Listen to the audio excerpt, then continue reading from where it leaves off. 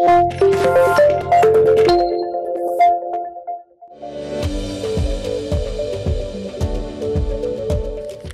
అండి, నేను డాక్టర్ లక్కిరెడ్డి కిరణ్ కుమార్ అండి, senior international cardiologist, owners heart institute, Champapet, Hyderabad.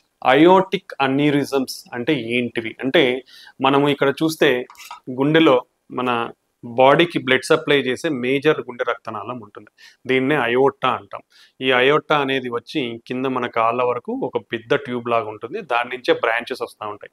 మన స్టమక్కి కానివ్వండి, కిడ్నీస్కి కానివ్వండి, అన్నిటికీ బ్రాంచెస్ అనేది బ్లడ్ వెజల్స్ వస్తాయి. ఫైనల్గా మనకి కింద అయితే కాళ్ళ దగ్గరకు వచ్చేసరికి మేజర్ బ్లడ్ వెజల్స్ డివైడ్ అయిపోయి ఏ కాళ్ళకి ఆ విధంగా రక్తనాళాలు వెళ్ళిపోతాయి. సో ఈ మేజర్ అయోటాలో ఎక్కడైతే ఉబ్బుతుందో, నార్మల్ సైజ్ కంటే పెద్దగా అవుతుందో, మీరు ఇక్కడ చూడొచ్చు, ఇలా ఉబ్బడది అనమాట.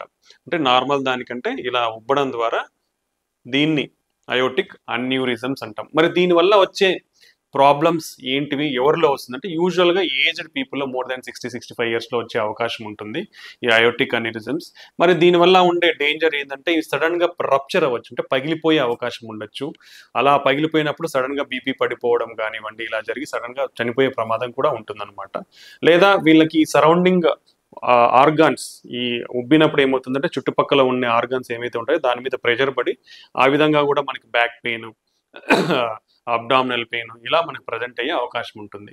సో ఇవి మనకి యూజువల్గా మోర్ దెన్ 60-65 ఇయర్స్ వాళ్ళల్లో ఇన్సిడెంటల్గా డిటెక్ట్ అయ్యే అవకాశం ఉంటుంది ఎక్కువగా. బట్ ఈవెన్ చెస్ట్ పెయిన్ ఉండొచ్చు, కొందరిలో బ్యాక్ పెయిన్ కూడా ఉండొచ్చు, థొరాసిక్ అయోటా ఉబ్బినప్పుడు. సో ఇలా ఉన్నప్పుడు మనం రూల్ అవుట్ చేసుకోవాల్సిన అవసరం ఉంటుంది.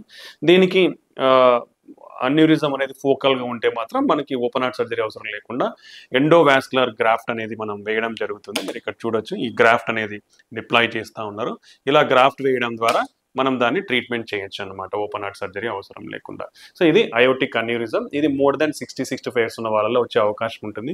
బ్యాక్ పెయిన్ కానివ్వండి, అబ్డామినల్ పెయిన్ కానివ్వండి, నడుము నొప్పి కానివ్వండి, ఛాతి నొప్పి కానివ్వండి, లేదా ఇలా వచ్చే అవకాశం ఉంటుంది. సో ఒక్కొక్కసారి సడన్గా రప్చర్ అయిపోయి ఇంటెన్స్ పెయిన్ కూడా వచ్చే అవకాశం ఉంటుంది, బీపీ కూడా పడిపోయే అవకాశం ఉంటుంది అనమాట. సో ఇలాంటి ఫీచర్స్ ఉన్నప్పుడు మనం దీన్ని కూడా ఎవాల్యుయేట్ చేసుకోవాల్సిన అవసరం ఉంటుంది. దానికి ఎంత అర్లీగా మనం డిటెక్ట్ చేస్తే, అది కాంప్లికేషన్ కాకముందే మనం దానికి ట్రీట్మెంట్ తీసుకుంటే లైఫ్ సేవ్ చేసుకునే వాళ్ళం అవుతాం. థ్యాంక్ యూ అండి.